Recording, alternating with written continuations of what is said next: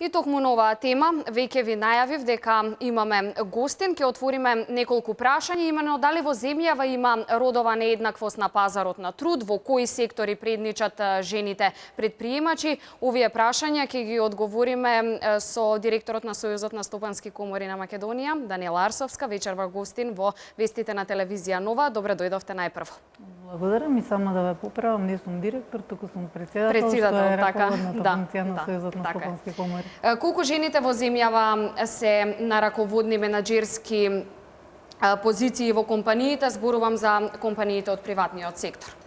Дефинитивно недоволно.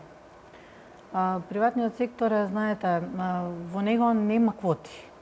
За разлика од политиката, за разлика од администрацијата, каде што неопходни се одредени квоти кои што се зацртани со одредени регулативи кои што Република Македонија ги почитува. Во приватниот сектор квоти не постојат, секој треба да се избори на пазарот со својата компетентност, со својот квалитет и согласно на тоа, би требало да е ремноправна борбата на мажите и жените. Колку жените се борат? Жените дефинитивно се борат. На раководните функции дефинитивно имаме недоволни жени. И покрај тоа што се храбри и се осмелуваат да кажеме, да претендираат да бидат на раководни функции, сепак сметаме дека стереотипите се оние кои што и недоволна свесност сепак во Република Македонија како едно традиционално машко подрачје од аспект на бизнисот, треба да им се помогне, треба да се охрабрат, треба да се изнајдат начини како да се поттикнат и нормално да им се помогне во овој дел да стапат на овие раководни функции, каде што за разлика од политиката има некоја 30 до 40% застапеност во Република Македонија, во приватниот сектор се движат од 2 до 10%. А можеме ли да кажеме во кои сектори предничат жените предприемачи? Жените предприемачи, тоа го спомнавме пред малку, значи се храбри, се охрабруваат, отпочнуваат сопствени бизнеси, отпочнуваат како косопственици бизнеси, работат, имаат добри идеи, значи се придонесуваат во тимовите каде што работат со својата поинаков поглед на нештата, повеќе се емотивни отколку рационални, можеби за разлика од мажите во бизнисот, меѓутоа тоа е и одредена предност, да кажеме, затоа што даваат нов поглед на начинот на кој што работите се вршат во одредена компанија. Меѓутоа, она кое што го гледаме од статистиките е дека и покрај тоа што 50% се жени во Република Македонија, отприлика од 40 до 50% е и бројот на оние кои што се, да кажеме, работоспособни или работат се вработени. Од вкупниот број на вработени во Република Македонија, сепак позициите се навистина ниски. Значи, тие се во оние услужни дејности претежно или се на пониски работни позиции од мажите. Колку можеме да кажеме дека професиите во Македонија се делат на машки и женски? Знаете како, пред уставот, пред законите, мажот и жената се еднакви. Значи, претендираме на некоја родова еднаквост и во секој случај, значи, пред законите ние сме еднакви, меѓутоа на теренот она што реално се случува покажува многу поинакви бројки. Така да има некои светски истражувања дека мажите во однос на жените, доколку се на иста раководна позиција, земаат повисока плата. Како е кај нас во однос на ова?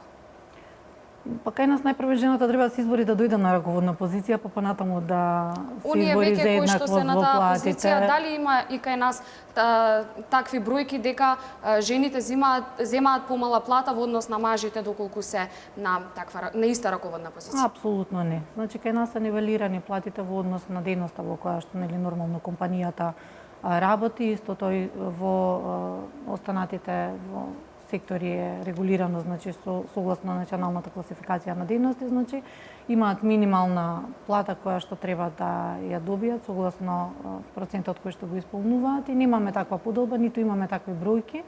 Тоа ги имаме исто така бројките на светско ниво и истите нормално не можеме да ги поздравиме, туку можеме само да охрабриме да во наредниот период се пристапи од страна на женската сила да се охрабрат жените да се изборат за подеднакво место под сонцето и покрај тоа што пред законите сме сите еднакви. Во едно истражување стои дека во компаниите во кои менаџираат жени подобро котираат од оние во кои има менаџери од посилниот пол. Споменавме тука емотивниот момент кај жената. Дали е тоа можеби една од причините? Па, вистина е тоа.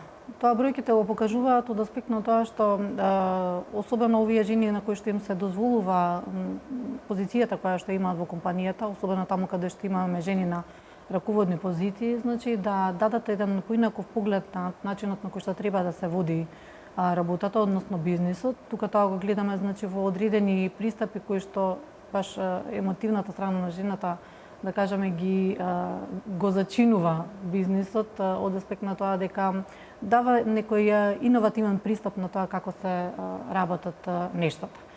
Повторно по својата природа, нели жените знаеме се храбри, се вредни и тоа го покажуваат и бројките од аспект на тоа врз основна бројноста на населението и колку жени работат и се во работен однос, меѓутоа треба да се охрабрат не само на денешниот ден на жената предприемач, туку и секој ден во годината да ги поттикнеме и да им дадеме поддршка да застанат на раководна функција. Дали токму ова беше целта на денешната пресконференција, да се поттикне жената, да се изнесат бројките, да се видиме докаде сме во однос на жените предприемачки во Македонија, лидерки воопшто во приватниот бизнис?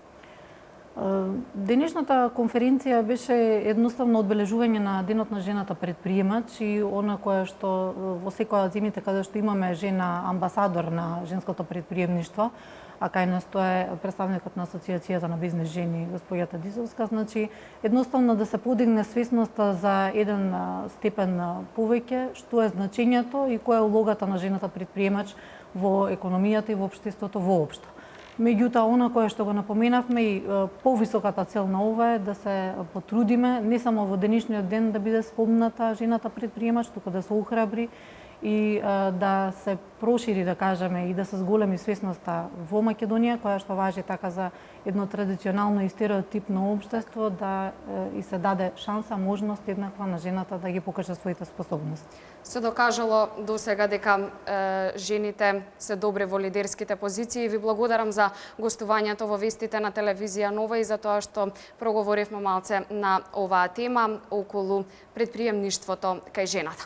Почитувани, тука некаде е крајот на овој информативен блок на телевизија Нова. Веќе можам да забележам дека колегите од спортската редакција се подготвени, следува спортот во продолжение. Од мене пријатно се гледаме во 18.